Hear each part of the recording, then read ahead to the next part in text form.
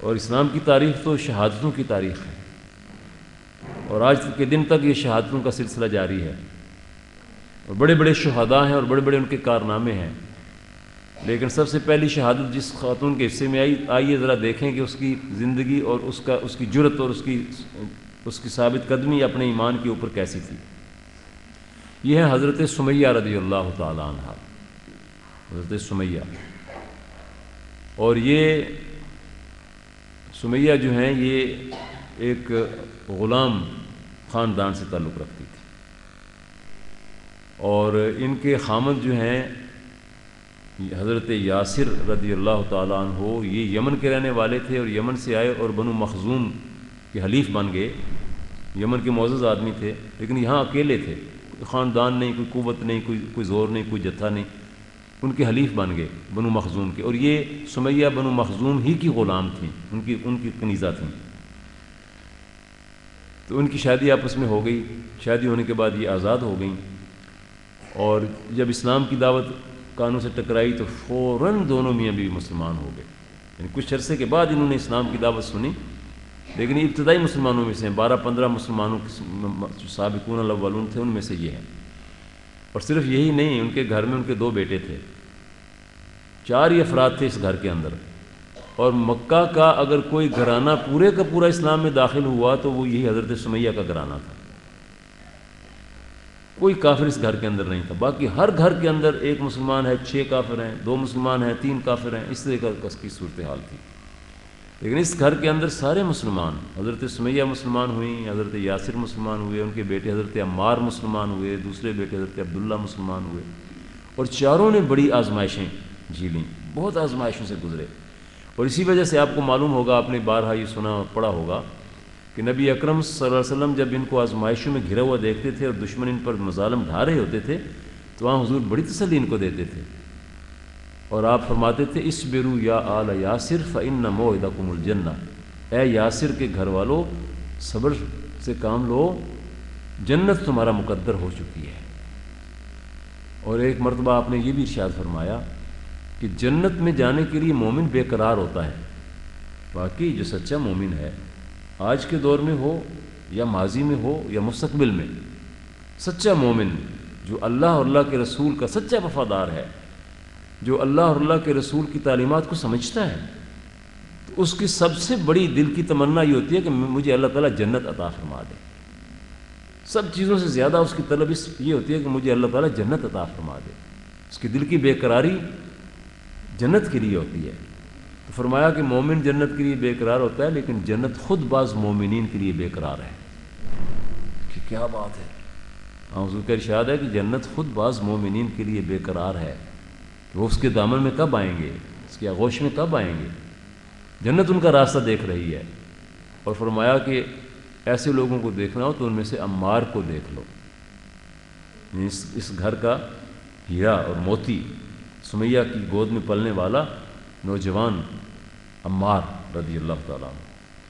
تو حضرت سمیہ رضی اللہ تعالیٰ عنہ جو ہیں یہ اسلام پر بڑی ثابت قدم تھیں، اور دشمنوں نے بہت مرتبہ کوشش کی، بنو مخزوم کی چونکہ یہ کنیز رہ چکی تھیں، تو انہوں نے سوچا کہ یہ ہماری کل کنیز تھی، آج یہ ہمارے دین کو چھوڑ کر اور محمد کا ساتھ دے رہی ہے، اسے برگشتہ کرنا چاہیے، اس دین سے اسے ہٹا دینا چاہیے۔ ہم تو اپنے گھر کی خواتین کو بات کرنے کی اجازت نہیں دیتے، تو یہ کیسے اتنی منہ زور ہو گئی ہے؟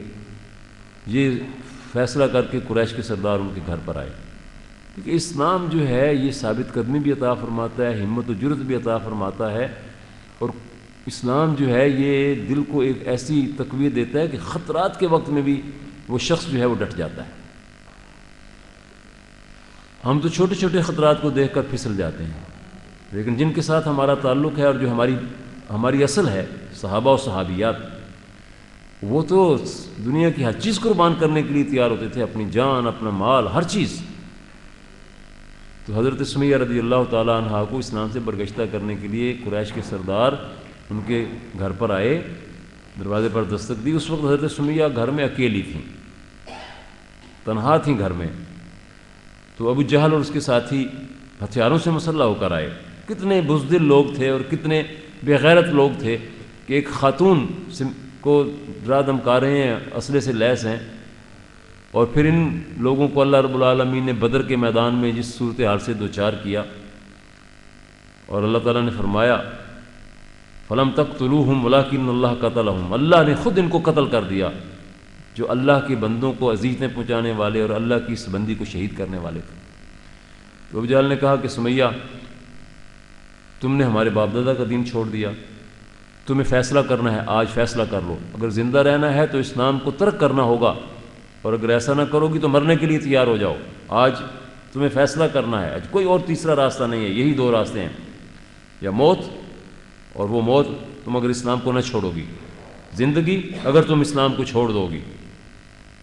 تو حضرت سمیہ رضی اللہ تعالیٰ عنہ یہ باتیں سنتی ہیں، بڑے اطمینان کے ساتھ جواب دیتی ہیں، قریش کے سرداروں، میں نے تمہاری بات سن لی ہے، اب تم بھی میری بات سن لو۔ میرا جواب ایک ہی جواب ہے، میں جس اللہ پر ایمان لائی ہوں، میرا پختہ یقین ہے کہ زندگی اور موت اس کے ہاتھ میں ہے، اور اگر میری زندگی ہے باقی تو مجھے کوئی نقصان نہیں پہنچ سکتا، اور اگر میری زندگی نہیں ہے تو مجھے کوئی بچا نہیں سکتا، میں زندہ رہوں گی تو اسلام پر، میں مروں گی تو اسلام پر، میرا جینا اور مرنا سب کچھ اسلام کے لیے اور اللہ کے لیے۔ یہ سننا تھا کہ قریش کے سردار آگ بگولا ہو گئے، اور ابو جہل نے نیزہ مارا، حضرت سمیہ رضی اللہ تعالیٰ عنہا کے جسم کے پار ہو گیا، لڑکھڑا کر گریں۔ یہ کوئی بہادری کا کام نہیں تھا اس بدبخت کا، یہ بہت بزدلی کی بات ہے، لیکن بہادری تو حضرت سمیہ نے دکھائی، اور اسے ایسی بہادری کون دکھا سکتا ہے؟ وہی کہ جو واقعی اللہ تعالیٰ کے نزدیک بہت بلند درجے کا ہو۔ جب گریں کوئی چیخ و پکار نہیں، کیا فرماتی ہیں؟ اور یہ کافروں نے یہ الفاظ سنے، اور بعد میں جو مسلمان ہوئے ان میں سے انہوں نے یہ باتیں کہیں، فزت ورب الکعبہ، رب کعبہ کی قسم میں کامیاب ہو گئی ہوں۔ یہ الفاظ آخری جو ہیں یہ ان کے الفاظ ہیں، فزت ورب الکعبہ، رب کعبہ کی قسم میں کامیاب ہو گئی۔ یہ صحابیات کے حالات و واقعات ہمارے گھروں میں، ہماری بچیوں کے سامنے، ہمارے تمام ماحول کے اندر عام ہونے چاہیے۔ یہ واقعات اور یہ ساری صحابیات کی سیرت جو ہے، یہ ہمارے لیے بہت بڑا حوصلہ اور بہت بڑا سہارا بن جاتا ہے آج کے دور کی مشکلات میں اور پورا شوب حالات میں، ہمیں راستہ دکھاتا ہے۔ اب دیکھیے حضرت سمیہ نے جو کہا تھا کہ زندگی اور موت اللہ کے ہاتھ میں ہے، تو واقعی قرآن مجید کا یہی پیغام ہے، ان اللہ لہ ملک السماوات والارض یحیی و یمیت، زمین و آسمان کا بادشاہ اللہ ہے، زندگی اور موت اس کے اپنے ہاتھ میں ہے، اور اس کا وقت متعین ہے، کیسے کس راستے سے موت آئے گی یہ بھی متعین ہے، اور جو شہادت کے دروازے سے گزر کر چلا گیا وہ تو بڑا کامیاب ہے، اس سے بڑا کامیاب اور کون ہوگا؟ جو اللہ کا محبوب بن گیا، جو زمین پر اس کے خون کا قطرہ بعد میں گرا، پہلے جنت میں اس کو مقام اس کا نظر آ گیا۔ تو حضرت سمیہ رضی اللہ تعالیٰ عنہ نے قریش کو جو جواب دیا تھا وہ دیکھیے کیا تھا، میری زندگی اور میری موت اللہ کے لیے، اسلام کے لیے۔ اللہ رب العالمین نے قرآن مجید میں سورہ انعام کے آخری حصے میں یہ آیت نازل فرمائی حضرت سمیہ کی شہادت کے بعد۔ کیا کہا؟ کل، اے نبی تم بھی کہہ دو۔ واہ کیا بات ہے کہ نبی اکرم صلی اللہ علیہ وسلم فرمایا جا رہا ہے کہ اے محمد صلی اللہ علیہ وسلم آپ بھی کہہ دیجئے، ان صلاتی و نسکی و محیای و مماتی للہ رب العالمین۔ گویا کہ مسلمان کا شعار اور اس کا موٹو بیان کر دیا، میرا اور آپ کا موٹو یہی ہے، یہی ہونا چاہیے۔ اے نبی فرما دیجئے بلا شبہ میری نماز اور میری قربانی، میرا جینا اور میرا مرنا سب اللہ رب العالمین کی خاطر ہے۔ اس اللہ کی بندی نے جو الفاظ کہے، قرآن مجید نے اپنے صفحات اور اپنی آیات کا حصہ بنا دیے۔ میں اسی لیے کہا کرتا ہوں کہ صحابہ و صحابیات کی یہ شان ہے کہ قرآن مجید کے پیچھے پیچھے وہ چلتے تھے، لیکن ایسا مقام حاصل ہو گیا ان کو کہ کبھی کبھار قرآن مجید ان کے پیچھے چلنے لگتا ہے۔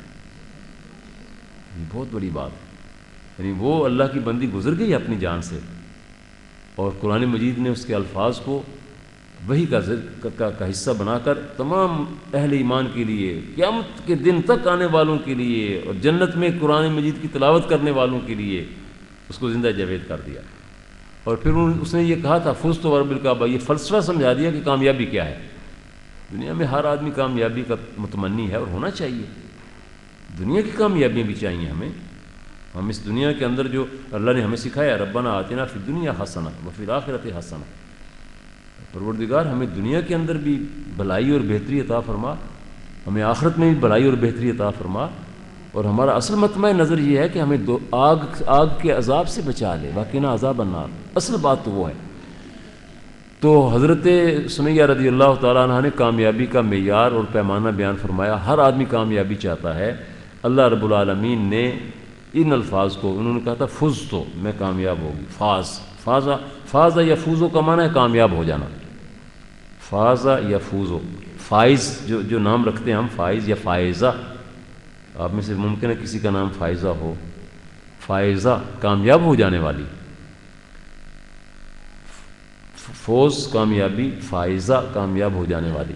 تو حضرت سمیہ رضی اللہ تعالیٰ عنہ نے کہا تھا فزت ورب الکعبہ، رب کعبہ کی قسم میں کامیاب ہو گئی. یہ پہلی شہادت تھی. اور اس کے بعد شہادتوں کا بڑا میدان جو ہے وہ احد ہے. آپ نے پڑھا ہے نا احد کے واقعات کو، غزوہ احد کے واقعات پڑھے ہیں نا. پہلی غزوہ بدر تھی. اور غزوہ بدر کا بھی میں اشارہ کر دوں آپ کو، یہ بات آ گئی تو، کہ ابو جہل جب قتل ہو گیا تو نبی اکرم صلی اللہ علیہ وسلم نے اس کے قتل ہونے کے بعد حضرت عمار کو بلایا. حضرت عمار کو بلا کر کہا عمار، تمہاری ماں کے اللہ رب العالمین نے یہاں قتل کروا دیا ہے. یہ دیکھو تمہاری ماں کا قاتل جو ہے اللہ رب العالمین نے اسے معاف نہیں کیا، اور اسے کفر کی حالت میں اللہ رب العالمین نے قتل کروا دیا ہے. بدر کی جنگ تھی پہلی جنگ، پھر اس کے بعد دوسری جنگ تھی احد کی جنگ. اور احد کی جنگ میں بہت سی شہادتیں ہوئیں. 70 صحابہ شہید ہوئے. اس میں چھوٹی سی بستی میں 70 صحابہ کا شہید ہونا، کوئی گھر ایسا نہیں تھا، کوئی خاندان ایسا نہیں تھا کہ جس میں سے ایک یا دو شہید نہ ہوئے ہوں. تو اس موقع پر اللہ رب العالمین نے ان شہداء کا تذکرہ کیا ہے سورہ آل عمران ہی میں، اور ان کا پورا تفصیلی تذکرہ کرنے کے بعد ان کی تعریف بھی کی ہے، ان کے درجات کا بھی ذکر ہے. اور اس کے بعد اللہ رب العالمین فرماتے ہیں کل نفس ذائقۃ الموت. کوئی گھر میں اپنے بیٹھا رہے تو بھی موت کا وقت جو ہے اس پر موت تو آ جائے گی. میدان جہاد میں گئے سروں سے کفن باندھ کر اور موت آ گئی تو کوئی ناکام تو نہیں ہوئے. اور پھر فرمایا کہ کامیاب کون ہے؟ فمن زحزح عن النار وادخل الجنۃ فقد فاز. جو دوزخ کی آگ سے بچا لیا گیا اور جنت میں داخل کر دیا گیا، یقیناً وہی کامیاب ہے. اور یہی بات کہی تھی سمیہ رضی اللہ تعالیٰ عنہ. یہی جو غزوہ بدر ہے، یعنی غزوہ احد ہے. غزوہ احد کے اندر جب حضور صلی اللہ علیہ وسلم پر دشمنوں نے ہر جانب سے حملے کرنا شروع کیا اور گھیرا تنگ کرنا شروع کیا، تو حضور صلی اللہ علیہ وسلم نے اس کا نقشہ بعد میں بھی کئی مرتبہ کھینچا. اور آپ نے فرمایا کہ جب دشمن ہر جانب سے حملہ کر رہے تھے تو میں نے ام عمارہ کو دیکھا. ام عمارہ، ان کا نام غالباً سہلہ، حضرت سہلہ رضی اللہ تعالیٰ عنہ تھا. میں نے ام عمارہ کو دیکھا کہ دائیں جانب میں نے نظر دوڑائی تو ام عمارہ دشمن سے لڑ رہی تھی، بائیں جانب میں نے نظر دوڑائی تو ام عمارہ دشمن سے برسر پیکار تھی. ام عمارہ تو خاتون احد ہے. اور ام عمارہ کیسے آئی تھیں؟ ان خواتین صحابیات کے ساتھ آئی تھیں کہ جو صحابیات زخمیوں کو پانی پلانے کے لیے یا زخمیوں کی مرہم پٹی کرنے کے لیے آئی تھیں میدان جہاد میں. مشکیزہ لے کر آئی تھی، پانی کا بھرا ہوا تھا. لیکن جب جنگ کا پانسا پلٹا تو مشکیزہ پھینک دیا اور اپنا خنجر نکال لیا اور دشمن سے لڑنے لگیں. اور اسی دوران میں جس کافر نے حضور پر حملہ کیا تھا اور حضور صلی اللہ علیہ وسلم کے پیشانی کے اوپر آپ کی خود لوہے کی ٹوپی جو ہے وہ اندر گھس گئی تھی، تلوار کا اس نے وار کیا تھا، ابن کمیہ اس کا نام ہے. تو اس کو مار بگایا تھا حضرت ام عمارہ رضی اللہ تعالیٰ عنہ نے. اور اس نے جاتے ہوئے حضرت ام عمارہ کے کندھے کے اوپر اپنی تلوار ماری تو ان کے کندھے سے خون بہنے لگا اور بہت بڑا زخم ہو گیا. تو نبی اکرم صلی اللہ علیہ وسلم نے اپنی چادر پھاڑ کر اس پر پٹیاں باندھی اور آپ نے فرمایا ام عمارہ بہت درد ہو رہا ہوگا. حالانکہ حضور کی خود جو ہے وہ پیشانی کے اندر گھس گئی ہے، لیکن اپنے درد کا ذکر نہیں کیا کہ مجھے کیا درد ہو رہا ہے. کہا ام عمارہ تمہیں بہت تکلیف ہو رہی ہوگی. تو کیا کہتی ہیں؟ کہتی ہیں یا رسول اللہ صلی اللہ علیہ وسلم یہ تکلیفیں تو عارضی تکلیفیں ہیں. ان کا کیا ہے؟ آپ دعا کیجئے کہ میں اور میرے اہل و عیال جنت میں آپ کے قریب رہیں. یہ تمنا ہے تو کیا ہے. حضور صلی اللہ علیہ وسلم نے اسی وقت دعا مانگی, اے میرے پروردگار ہمارا اور اس کے اہل و عیال کو جنت میں میرے قریب رکھنا. کہنے لگیں اب اس کے بعد یا رسول اللہ کوئی تکلیف نہیں ہے. تو حضور ہمیشہ ان کی تعریف کیا کرتے تھے, کبھی کبھار ان کے گھر بھی چلے جایا کرتے تھے کہ ہمارا خاتون احد ہے. اب ہمارا جو اسلامی معاشرہ ہوتا ہے جس کے لیے ہم سب کوشش کر رہے ہیں کہ ہمارا یہ معاشرہ صحیح معنوں میں اسلامی معاشرہ بن جائے, اسلام سے بہت دور ہٹ گیا اور ہٹا دیا گیا, اور مسلسل شیطانی قوتیں اس کو ہٹا رہی ہیں. لیکن الحمدللہ رحمانی قوتیں بھی اپنا کام کر رہی ہیں. یہ آپ لوگ جو یہاں بیٹھی ہوئی ہیں, یہ حقیقت یہ ہے کہ یہ اسلام کی برکت ہے اور اسلام کی بہار ہے. اور اس طرح جب میں دیکھتا ہوں نوجوان طلباء کو, نوجوان طالبات کو, اپنی بہنوں اور بیٹیوں کو, خواتین کو, تو مجھے تو یقین ہوتا ہے کہ انشاءاللہ وہ صبح مبارک طلوع ہوگی, صبح سعادت طلوع ہوگی کہ جب یہ معاشرہ بھی انشاءاللہ اسلامی بنے گا. اس کے لیے قربانی کی ضرورت ہے, جد و جہد کی ضرورت ہے. بادل نہ ہونے سے کام نہیں بنتا. بادل کبھی نہ ہوا کریں, اس سے کا کام کریں اور اللہ تعالیٰ سے لو لگائیں, اللہ تعالیٰ سے دعائیں مانگیں. تو نبی اکرم صلی اللہ علیہ وسلم نے جو معاشرہ قائم کیا تھا اس کے اندر اخلاق تھا, حسن اخلاق تھا, اس کے اندر بہت خوبیاں تھیں. چنانچہ آپ کو میں یہ بات بتاتے ہوئے صرف آپ کی یاد دہانی کے لیے عرض کر رہا ہوں. آپ کو ساری باتیں مجھے یقین معلوم ہیں کہ حضرت ام عمارہ رضی اللہ تعالیٰ عنہا کی صحابہ کے درمیان بڑی عزت تھی, کیونکہ انہوں نے یہاں حضور کا جس انداز میں دفاع کیا تھا اور یہاں حضور نے جو تعریف کی تھی تو صحابہ ان کی بڑی عزت کیا کرتے تھے.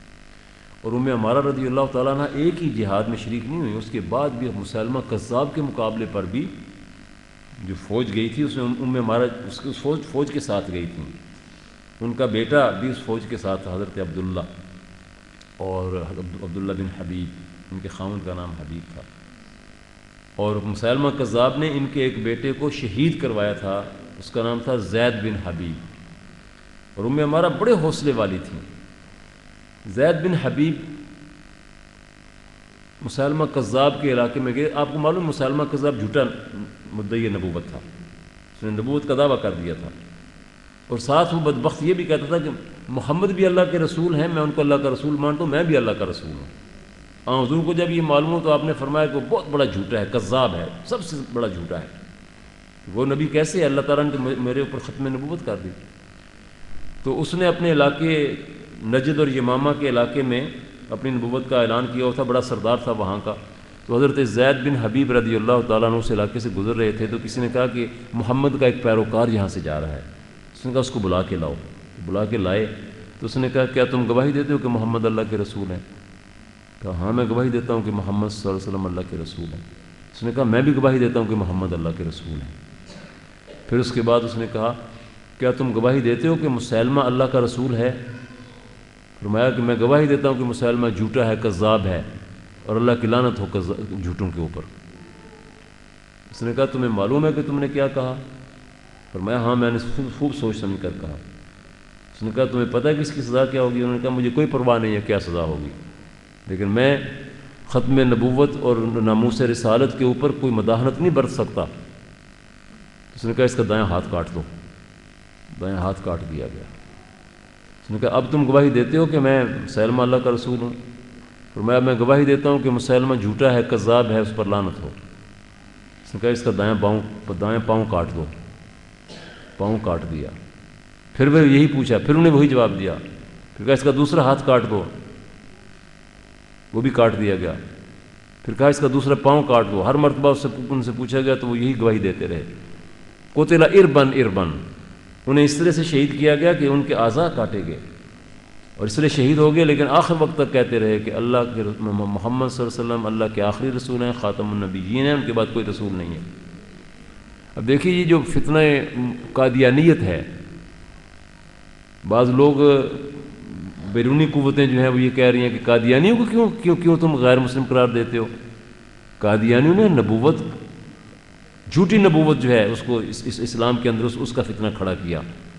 اور یہ جس ختم نبوت کے لیے حضرت زید بن حبیب رضی اللہ تعالیٰ عنہ شہید ہوئے، اربن اربن ایک ایک عضو کاٹا گیا اور وہ شہید ہوئے، اس کا دروازہ کھولنے والے جو ہیں اسلام دشمن، ان کی بات کے اندر یا ان کے جھانسے کے اندر آنا یہ بہت بڑا خطرہ ہے۔ حضور صلی اللہ علیہ وسلم آخری نبی ہیں۔ تو حضرت ام عمارہ رضی اللہ تعالیٰ عنہ مسیلمہ کذاب کے مقابلے پر جانے والی جو فوج تھی حضرت خالد بن ولید کی رہنمائی میں بھیجی تھی، ان کی سپہ سالاری میں حضرت ابوبکر صدیق نے بھیجی تھی، اس میں شامل تھے۔ اور مسیلمہ کذاب کو ان کے بیٹے حضرت عبداللہ نے رضی اللہ تعالیٰ عنہ نے اس پر تلوار کا وار کیا تھا، اور حضرت وحشی جنہوں نے حضرت حمزہ کو شہید کیا تھا احد کے میدان میں، پھر بعد میں مسلمان ہو گئے تھے اور ہمیشہ کہتے تھے کہ اللہ نے میری توبہ تو قبول کر لی، لیکن مجھے معافی تو مل گئی، لیکن میں اپنے اس جرم کی تلافی کرنا چاہتا ہوں کہ میں نے حمزہ کو شہید کیا تھا، روتے تھے اس بات پر۔ تو یہ مسیلمہ کذاب کے مقابلے پر گئے تھے، تو انہوں نے اپنا جو حربہ تھا نا جو دور سے پھینکتے تھے وہ پھینکا تھا، اس کے دل میں پیوست ہو گیا تھا مسیلمہ کذاب کی۔ اسی لمحے حضرت عبداللہ بھی وہاں پہنچ گیا اور انہوں نے اس کے گلے کے اوپر تلوار ماری، اس نے حربے نے بھی اس کا کام کر دیا تھا اور تلوار سے بھی اس کو۔ تو حضرت ام عمارہ رضی اللہ تعالیٰ عنہ نے اپنے بیٹے کا ماتھا چوما اور کہا کہ تم نے اپنے بھائی کا انتقام بھی لے لیا اور اللہ کے نبی کے دشمن کو تم نے جہنم واصل بھی کر دیا۔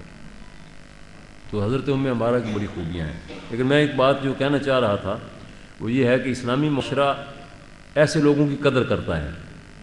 غیر اسلامی معاشرہ اور جاہلی معاشرہ اور شیطانی معاشرہ کرپٹ لوگوں کی عزت کرتا ہے، مال و دولت کی بنیاد کے اوپر، اور اپنے سروں کے اوپر انہی کو سوار کرتا ہے جو انتہائی معاشرے کے بدترین لوگ ہوتے ہیں۔ شرارکم، اللہ کے نبی نے فرمایا کہ وہ وقت ایسا آئے گا کہ شرارکم امراؤکم، جو تم میں سے بدترین ہوں گے وہ تمہارے حکمران ہوں گے، اور وہ بدترین دور ہوگا جس میں یہ کیفیت ہوگی، اور اسے نکلنے کی کوشش کرنا۔ تو فرمایا کہ تمہارا بہترین دور وہ ہوگا کہ امراؤکم خیارکم، تمہارے عمرہ تم میں سے سب سے بہترین اور اچھے اور نیک لوگ ہوں گے۔ تو حضرت عمر رضی اللہ تعالیٰ عنہ کا دور خلافت ہے، اور وقت ہو تو نہیں گیا ختم؟ جی ابھی ہے کچھ وقت؟ تو حضرت عمر رضی اللہ تعالیٰ عنہ کے دور حکومت میں مدائن فتح ہوا، اور مدائن جو تھا یہ کسریٰ کا پایہ تخت تھا۔ مدائن کا فتح ہونا، میں اس کو یوں کہتا ہوں کہ جیسے وائٹ ہاؤس کے اوپر اسلام کا جھنڈا لہرا جائے، اور انشاءاللہ لہرائے گا، انشاءاللہ لہرائے گا۔ اللہ رب العالمین نے اس جانب ان ملکوں کے اندر جو اسلام دشمنوں نے اسلام کے خلاف سازشیں کی ہیں، اس کے نتیجے میں اسلام کے بارے میں تجسس پیدا کر دیا ہے، لوگ اسلام کا مطالعہ کرتے ہیں۔ ابھی میں پچھلے دو مہینوں کے دوران میں 2 مرتبہ مجھے یورپ جانے کا اتفاق ہوا، اور میں وہاں دیکھ کر خوش ہوا کہ رمضان کے اندر میں تھا وہاں، پھر اس کے بعد گیا، میں بہت خوش ہوا کہ رمضان کے دنوں میں وہاں مسجدوں کے اندر جو نوجوان آتے تھے ان میں سے ان کے اندر وائٹ نوجوان لڑکے اور لڑکیاں، اور بہت اچھے لباس کے اندر اور بہت اچھی شکل و صورت کے ساتھ۔ الحمدللہ، اللہ تعالیٰ کا شکر ہے کہ اسلام پھیل رہا ہے۔ تو وائٹ ہاؤس کے اوپر جھنڈا لہرا جانا یہ کوئی ایسی بات نہیں کہ کوئی آدمی کہہ دے کہ یہ تو دیوانے کی بڑھ ہے۔ اللہ کے رب العالمین کی قدرت سے کچھ بعید نہیں ہے۔ وما ذلک علی اللہ بعزیز، اللہ کے لیے کچھ مشکل نہیں ہے، حالات پیدا ہو رہے ہیں انشاءاللہ۔ اور یوسف قرضاوی صاحب نے یہ فرمایا تھا کہ حدیث میں کہا گیا ہے کہ سورج مغرب سے نکلے گا قیامت سے پہلے، وہ تو ویسے سورج یقیناً مغرب سے نکلے گا، لیکن اس کا معنی یوں بھی نکل سکتا ہے کہ اسلام کا سورج مغرب سے انشاءاللہ تعالیٰ طلوع ہوگا، وہ جو کفر کے گڑھ ہیں وہاں اسلام کی روشنی پھیلے گی اور اسلام قبول کریں گے انشاءاللہ لوگ۔ تو حضرت سعد بن ابی وقاص رضی اللہ تعالیٰ عنہ نے وہاں سے جو مال غنیمت بھیجا، تو اس میں دیگر چیزوں کے ساتھ ایک چادر تھی جو ملکہ ایران کی چادر تھی، اور اس جیسی چادر پوری دنیا میں کوئی نہیں تھی۔ تو جب مال غنیمت تقسیم ہو گیا تو حضرت عمر رضی اللہ تعالیٰ عنہ نے اس چادر کو اپنے ہاتھ میں پکڑا اور دیکھا، بڑا ان کو اس چادر کی خوبصورتی اور اس کے، تو صحابہ سے کہا کہ یہ چادر کس کو دیں؟ تو انہوں نے کہا کہ اپنی بیوی ام کلثوم کو دے دیں۔ میں نہیں، وہ اس کی مستحق نہیں ہے۔ تو کہا کہ آپ اپنی بہو حضرت عبداللہ کی بیوی کو دے دیں، وہ بھی اس کی مستحق نہیں ہے۔ حالانکہ جو شرار حکمران ہوتے ہیں وہ کہتے ہیں ہر چیز کا مستحق تو میرا ہی خاندان ہے، کوئی دوسرا تو ہے ہی نہیں۔ انہوں نے فرمایا نہ میری بیوی اس کی مستحق ہے، نہ میری بہو اس کی مستحق ہے، یہ اس کی مستحق جو ہے اس کو میں دوں گا۔ صحابہ نے کہا کون ہے مستحق؟ فرمایا کہ مال غنیمت تقسیم کر لو تو پھر چلیں گے۔ تو پھر عمارہ کے گھر گئے، بوڑھی ہو چکی تھی، جا کر کہا کہ عمارہ تم خاتون احد ہو، تم نے اللہ کے نبی کا دفاع کرنے کا حق ادا کیا تھا، اور یہ چادر جو ہے اس کی مستحق اس امت میں کوئی اور خاتون نہیں ہے سوائے تمہارے، میں تمہیں یہ چادر دیتا ہوں۔ اور ان کو یہ چادر پیش کی گئی۔ اسی طرح سے حضرت خنسا رضی اللہ تعالیٰ عنہ کا بھی واقعہ میں آپ کی خدمت میں عرض کرنا چاہوں گا۔ اور بھی بہت ساری صحابیات کے واقعات ہیں جو میری آنکھوں کے سامنے آ رہے ہیں۔ حضرت سلیم رضی اللہ تعالیٰ عنہ کے واقعات ہیں، کیا کیا واقعات ان لوگوں کے ہیں، کیا کیا ان کی شان میں وحی نازل ہوتی تھی۔ تو حضرت خنسا رضی اللہ تعالیٰ عنہ جو ہیں یہ بہت بڑی شاعرہ تھیں، اور ان کے شعر جو ہیں، اشعار جو ہیں، حضور صلی اللہ علیہ وسلم نے جب سنے تھے تو آپ نے خود فرمایا تھا، حالانکہ آپ شعروں کے آدمی نہیں تھے، وَمَا عَلَّمْنَاهُ الشِّعْرَ وَمَا يَنبَغِي لَهُ، ہم نے اپنے نبی کو اشعار نہیں سکھائے، نہ ہی اشعار اس کے شایان شان ہیں، اس کے پاس تو اللہ رب العالمین کی وحی آتی ہے، اللہ کا کلام آتا ہے۔ لیکن حضور اچھا شعر سنتے تھے تو آپ اس کی تعریف فرماتے تھے، تحسین فرماتے تھے، اپنے صحابہ کو بھی فرمایا کرتے تھے، حضرت حسان بن ثابت سے، حضرت عبداللہ بن رواحہ سے، حضرت کعب بن مالک رضی اللہ تعالیٰ عنہم سے فرمایا کرتے تھے کہ تم شعر جو کہتے ہو دشمن کے مقابلے پر ہمارے تیروں اور ہماری تلواروں سے زیادہ دشمن کو وہ نقصان پہنچاتے ہیں، یعنی زبان سے جہاد کرنا، قلم سے جہاد کرنا۔ تو حضرت خنسا رضی اللہ تعالیٰ عنہ کے اشعار بھی جب آپ نے سنے تو آپ نے فرمایا ہے یہ ارثل عرب، عربوں میں سب سے زیادہ دردناک مرثیہ لکھنے والی خنسا ہے۔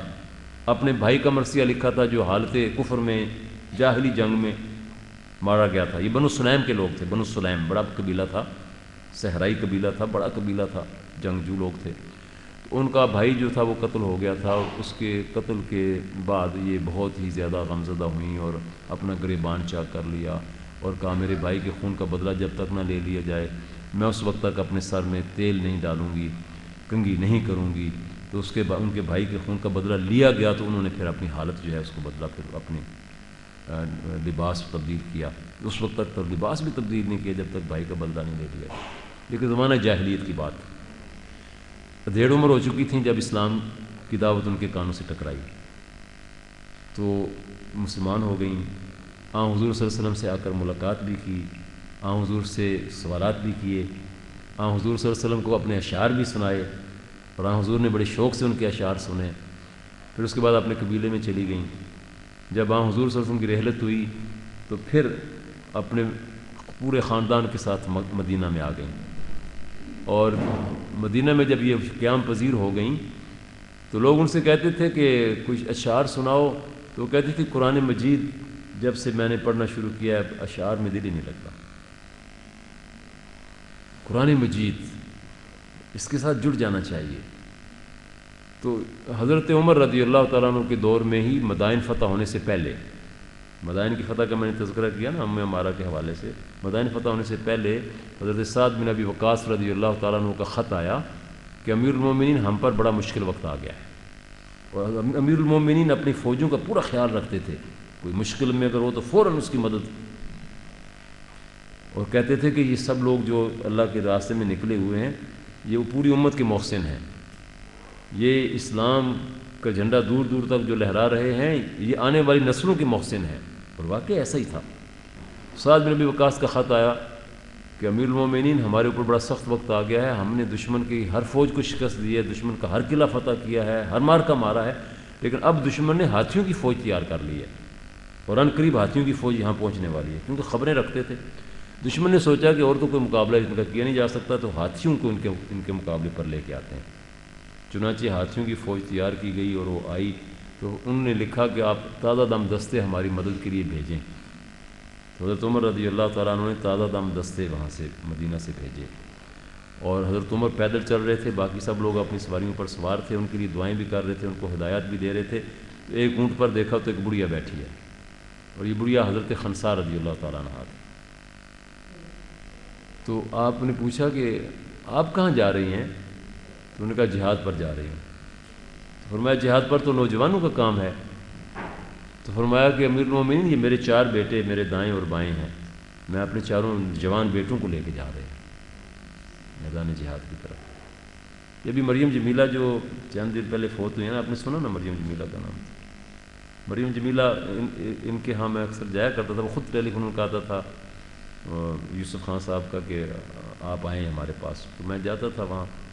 مریم جمیلہ نے اپنے بیٹے حیدر فاروق کو جب افغانستان کا جہاد شروع ہوا تھا تو ادھر بھیجا, اور وہ ہر دروازے پر قرب و جوار میں حیدر فاروق کے جو ہمجولی تھے ان کے دروازوں پر جا کر دستک دیتی تھی اور کہتی تھی میرا بیٹا جہاد پر گیا ہے, اے کاش میں بھی جہاد پر جا سکوں اور تم بھی جہاد کی تیاری کرو, اے کاش میں بھی جہاد پر جا سکوں تم بھی جہاد کی تیاری کرو.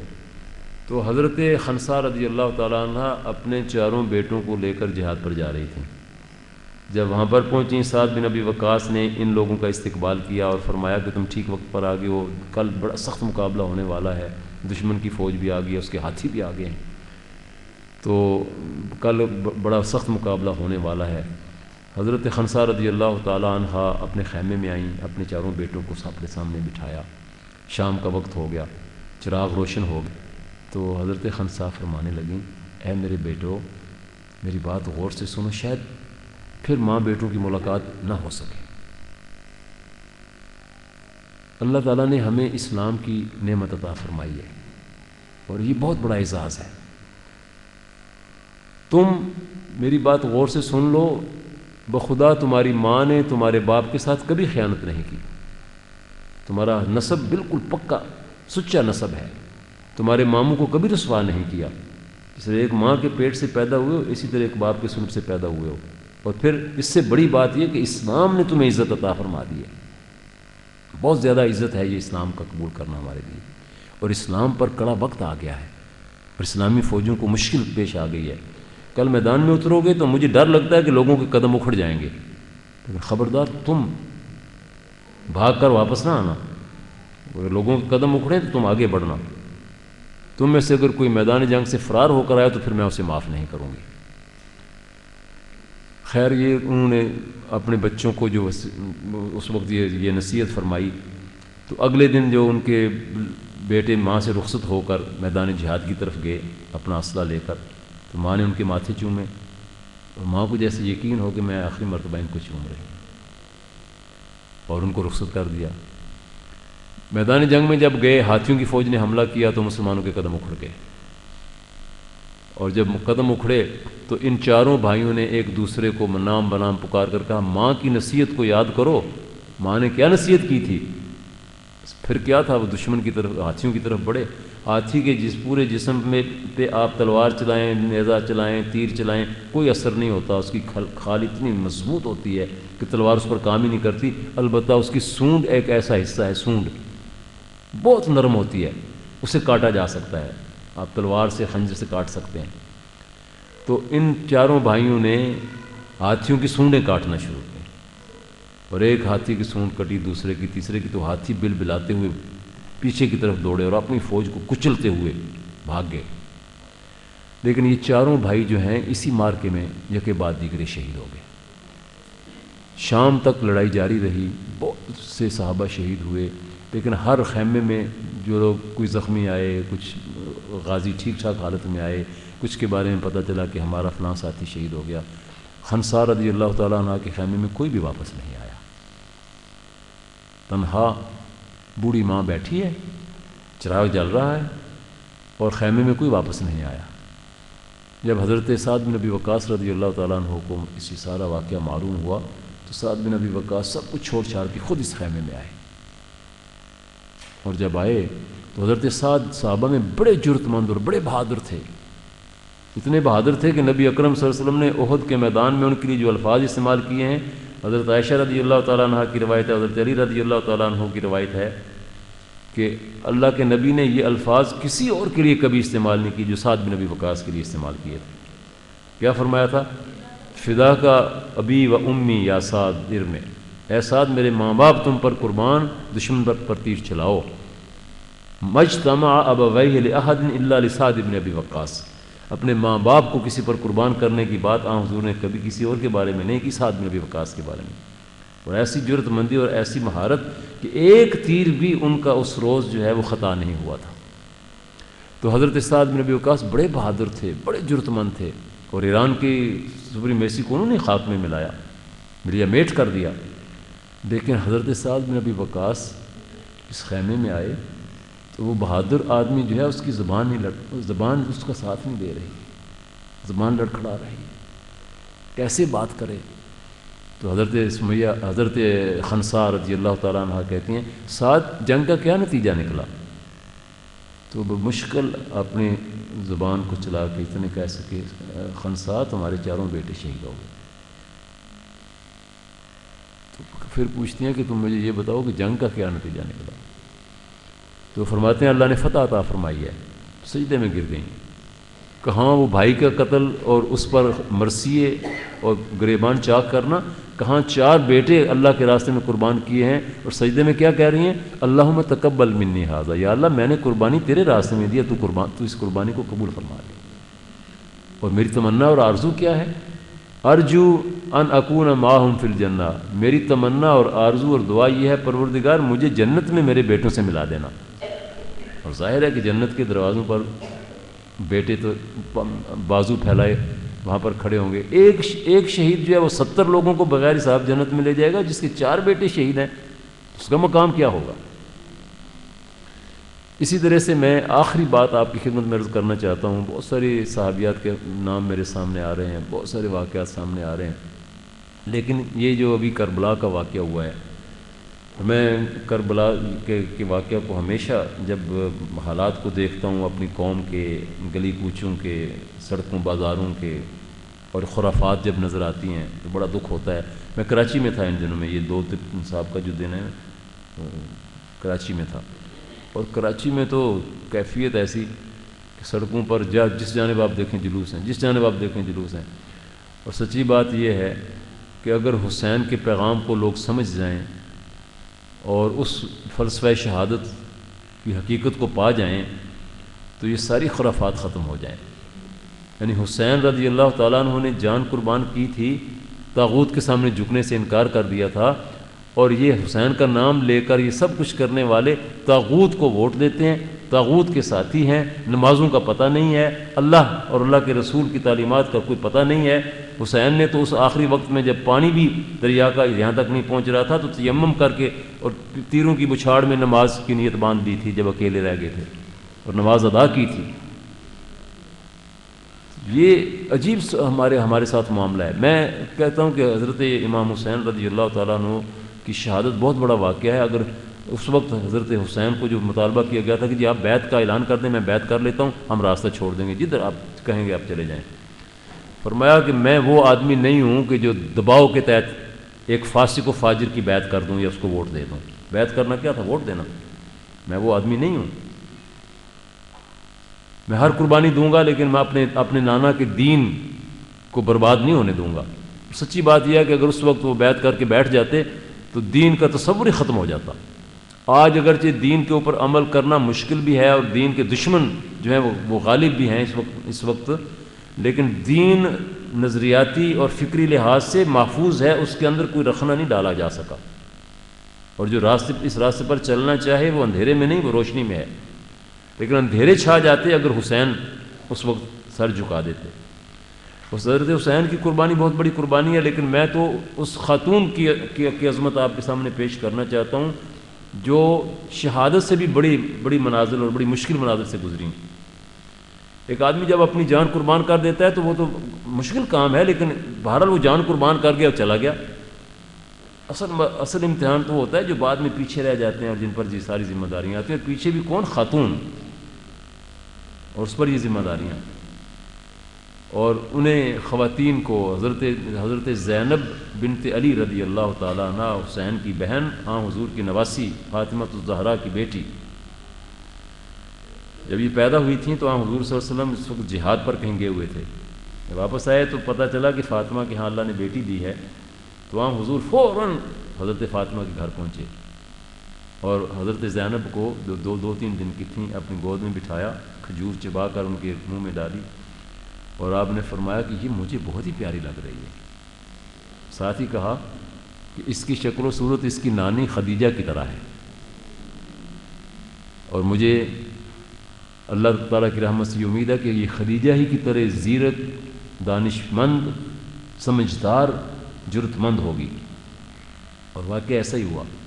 حضرت حسین تو اپنے ساتھیوں کے ساتھ شہید ہو گئے. چلیے یہ تو شہادت جو ہے یہ بھی مشکل مرحلہ تھا لیکن ہو گیا.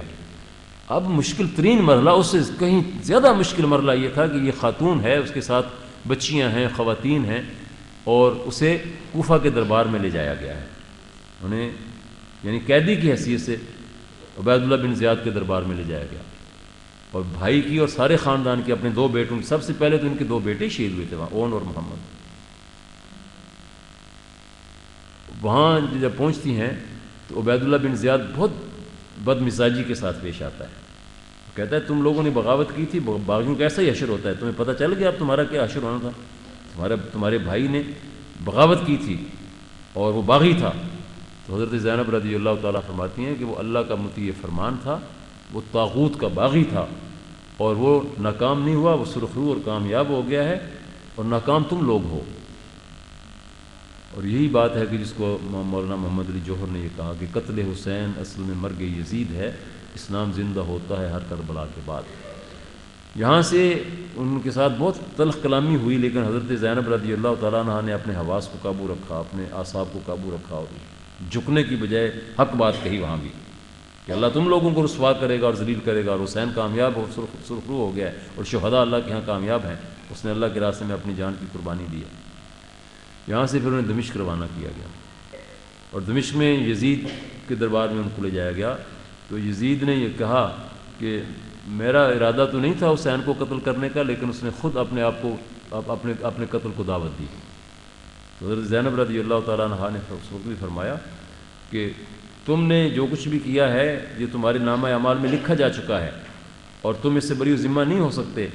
اور جہاں تک حسین کا تعلق ہے تو حسین نے اپنی شہادت سے پہلے مجھے یہ کہا تھا کہ اے میری بہن صبر کرنا، دنیا میں جو بھی آئے ہیں اللہ کے نبی سے بڑا کون ان میں سے ہے، اور اللہ کے نبی اپنے وقت پر دنیا سے چلے گئے تو ہم سب کو چلے جانا ہے. اگر میں اللہ کے راستے میں قربان ہو جاؤں گا تو واہ ویلا نہ کرنا، گریبان نہ پھاڑنا، جرت اور حوصلہ رکھنا.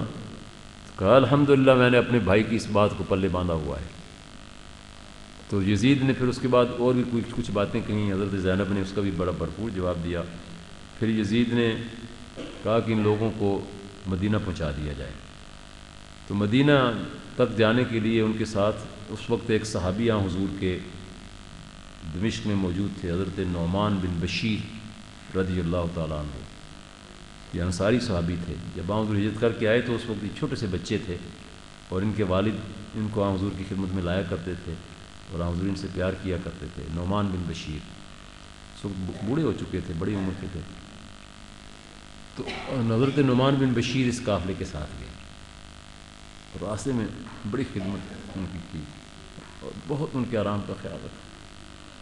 جب حضرت زینب مدینہ منورہ میں پہنچیں تو اپنے ہاتھ سے چوڑیاں سونے کی اتار دیں. حضرت نعمان کو کہا کہ میں یہ آپ کی خدمت میں پیش کرتا ہوں. رونے لگے. حضرت نعمان زاروں قطار روئے. کہا اے بنت رسول، کیا میں نے تمہاری خدمت اس لیے کی ہے کہ مجھے چوڑیاں چاہیے؟ مجھے تو حضور کی شفاعت چاہیے.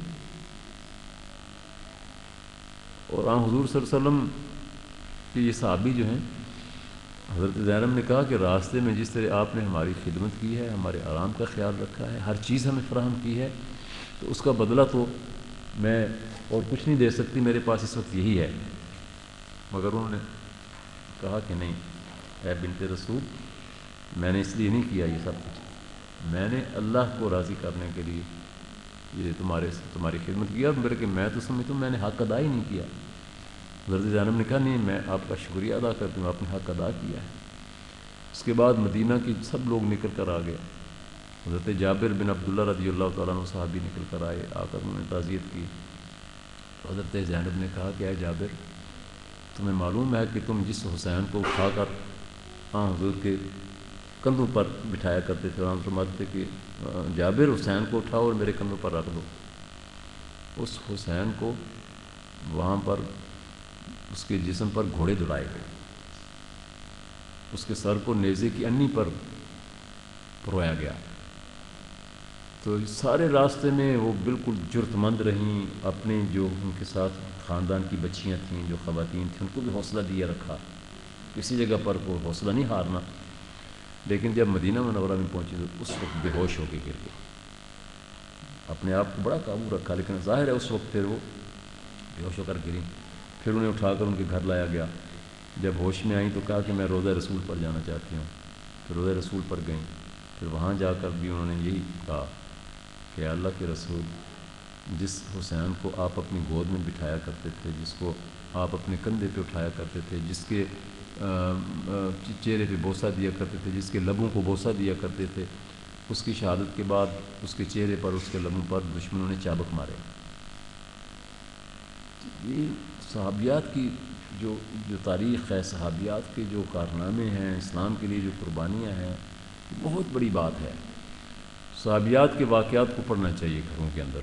ہمارا جو جماعت اسلامی کا حلقہ خواتین ہے، انہوں نے مجھ سے ایک مرتبہ کیا کئی مرتبہ کہا کہ صحابیات کے حالات کو ایک کتاب میں مرتب ہونا چاہیے۔ میں نے کہا کتابیں بہت ہیں صحابیات پر، لوگوں نے لکھی ہوئی ہیں، لیکن بہرحال اگر آپ لوگوں کا یہ مطالبہ ہے تو مجھے موقع ملا تو میں یہ کام بھی کروں گا انشاءاللہ۔ تو میں نے پھر وہ کتاب لکھی جو کئی بار چھپی ہے الحمدللہ، روشن قندیلیں کے نام سے۔ یہ روشن قندیلیں جو کتاب ہے، اس کے اندر 52 صحابیات کے حالات میں نے لکھے ہیں۔ ویسے تو صحابیات کی بڑی لمبی فہرست ہے، لیکن میرے خیال گزرا کہ اگر 52 ہفتے ہوتے ہیں سال کے، ہر ہفتے میں آپ اجتماع کریں، اجتماع اہل خانہ کریں، اور ایک صحابیہ کے حالات مختصر وقت میں درس قرآن کے بعد پڑھ لیں تو 52 صحابیات کے حالات اس میں جمع ہیں۔ اور یہ مجھے بتایا تھا بعض بہنوں نے، بیٹیوں نے، کہ یہ شاید حلقہ خواتین نے اس کو اپنے کسی نصاب میں بھی شامل کیا ہوا ہے یا نہیں کیا ہوا۔ تو بہرحال یہ میں عرض کروں گا کہ ہماری جو نوجوان بچیاں ہیں، کالجوں کے اندر، یونیورسٹیوں کے اندر پڑھتی ہیں، ان کو ساتھ ساتھ اپنے اصل ورثے کی طرف بھی متوجہ رکھنا چاہیے، گھروں کا ماحول بھی ایسا بنانا چاہیے، اس سے انشاءاللہ برکات بھی ہوں گی، اور اس میں جو دنیاوی ہمارے امتحانات ہیں اس میں بھی اللہ رب العالمین برکت عطا فرمائے گا۔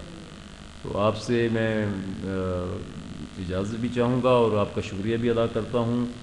آپ نے الحمدللہ یہ پروگرام جو ہے ارینج کیا، ڈاکٹر زیبا صاحبہ نے بڑے عرصے سے یہ مطالبہ کیا ہوا تھا کہ میں بیرون ملک چلا گیا، تو الحمدللہ آج مجھے خوشی ہے کہ میں اپنا وعدہ جو اس کو نبھا سکا ہوں، اور آپ کے اس مرکز کو دیکھنے کا شرف بھی حاصل ہوا ہے۔ اس کے لیے میری دعائیں ہیں کہ اللہ تعالیٰ اسے ہمیشہ قائم رکھے، اور آپ سب لوگوں کو بھی ہمیشہ اپنے حفظ و امان میں رکھے، آپ پر اور آپ کے گھروں پر اور آپ کے اہل و عیال پر اللہ تعالیٰ کی رحمت کا سایہ ہمیشہ موجود رہے، اور ہر شر سے اللہ تعالیٰ بچائے اور خیر عطا فرمائے۔ وآخر دعوانا ان الحمد للہ رب العالمین۔